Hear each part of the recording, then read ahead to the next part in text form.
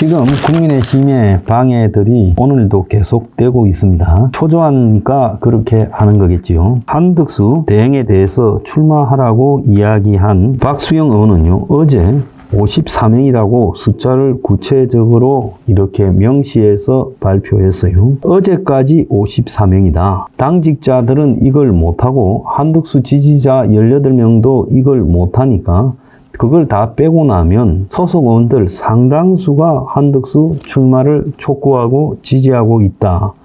이렇게 지금 밝혔습니다. 그런데 이제 권성동은 오늘 조금 전에 한덕수 대행이 국민의힘 경선에는 출마하지 않는다라고 말을 하고 아직도 분이 안 풀리는지 추가적 출마설을 언급하는 것은 국민의힘에 도움이 되지 않는다. 요래 말을 했고, 김문수는 이재명을 이기기 위해 빅텐트가 필요하다. 경선 끝낸 뒤 판단하겠다면서도 한덕수 출마론에 경선하는 입장에서는 맥이 빠진다.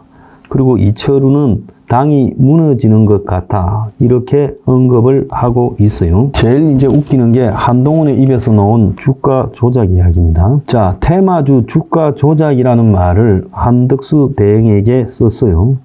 한덕수 차출론은 본인도 생각이 없다는데 일부 의원들이 인위적으로 만들어낸 실체 없는 허상이고 일종의 거칠게 비유하자면 테마주 주가 조작 같은 것이다. 김 장관을 띄울 때도 그러지 않았느냐. 이제는 김문수가 아니고 또 한덕수냐.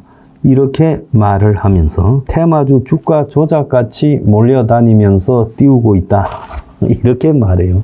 그러니까 한덕수 대행이 누가 보면 주가 조작 테마주를 가지고 하기 위해서 바람을 설금설금 피우는 것처럼 말을 하고 있는데 내용을 이렇게 들어가서 보면 국민의힘 의원들이 여기저기 다니면서 그렇게 하고 있다. 이런 이야기예요. 이재명은 어제 결국 국민이 합니다라는 뭘 해요? 자신의 자서전을 내놨는데 거기에 보면 윤통이 총선 전부터 비상계엄을 할 거라고 소문이 돌았고 비상계엄 이후에 결국 뭔가를 밀어붙이고 있고 영구 집권을 꾀하고 있는 것처럼 느꼈다면서 막다른 골목을 향해 질주하는 모습을 보였다. 대표적 징후는 김문수 장관의 국회 인사청문회인데 여기서 김문수 스스로 이념의 투사처럼 거친 거부 성향을 드러냈고 그러면서 마키아벨리의 군주론을 인용해서 인기를 잃은 자가 갈 길은 정해져 있다. 독재자들은 강력한 병사들을 데리고 요새에서 집거한다. 이렇게 이제 언급을 했어요. 이재명이가 자신은 마치 모든 것을 알았다는 듯이 이야기하고 김문수를 언급했습니다.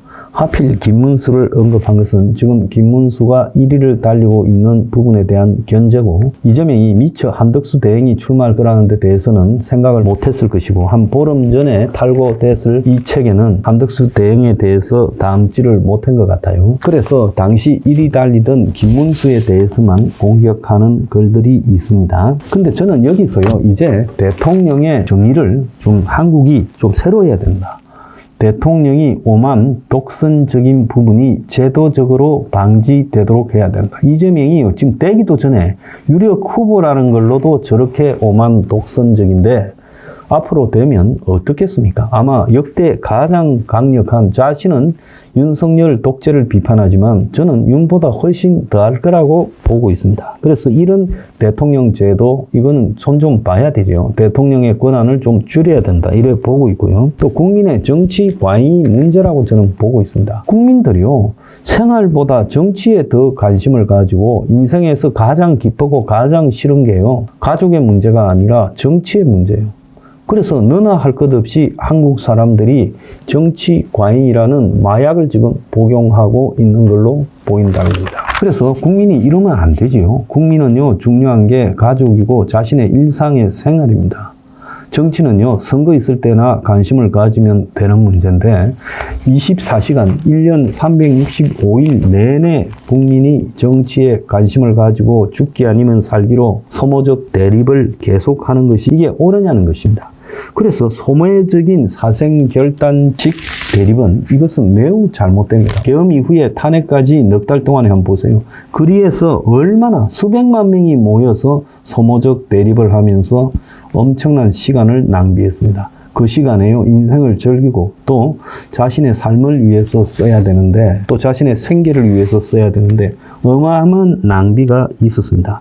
국민이 세금 잘 내고 군대 잘 갔다 오면 그만이지 이런 것까지 국민이 AS를 해줘야 됩니까? 이제 이런 정치를 저는 끝내야 된다 보고 있습니다. 그래서 대통령이 원천적으로 오만하지 못하도록 제도적으로 만들어야 된다. 그렇다고 내각제나 의원직정부제로 가서는 절대 안 된다. 그건 부패의 온상이 될 수 있다고 봅니다. 현행 대통령제를 유지하되 내치 부분에서는 책임 총리에게 권한을 크게 위임해야 된다는 게 맞습니다. 그리고 더 나아가서요, 이런 지역 갈등에 기반한 소모적인 사생 결단도 이것도요, 보수가 굉장히 고심해야 됩니다. 이 나라를 쪼개서 연방으로 가지 않는 한은 이게 방법이 없잖아요. 가면 갈수록 더 하잖아요. 그래서 그 일환으로 영남과 보수가 미는 호남 후보가 그 갈등을 끊을 수 있는 중요한 계기가 될 수 있다는 겁니다. 일단 호남 출신인데 보수 쪽에서 밀어서 대통령이 됐다고 생각하면 그때 호남이 느끼는 생각은 아주 달라질 거라고 봅니다. 우리가 뭐 때문에 여태까지 사생결단식 지역 감정에 매몰되었나, 영호남이 마찬가지로 반성하는 계기도 될 거라고 저는 보고 있습니다.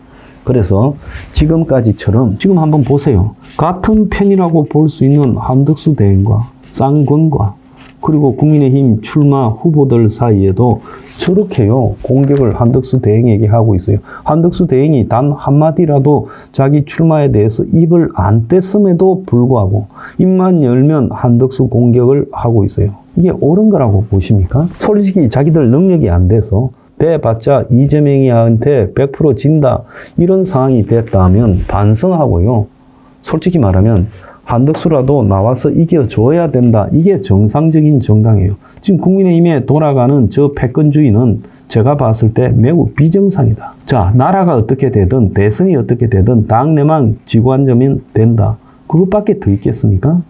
그래서 참으로 한심한 것들이다, 이렇게 이야기하지 않을 수 없습니다.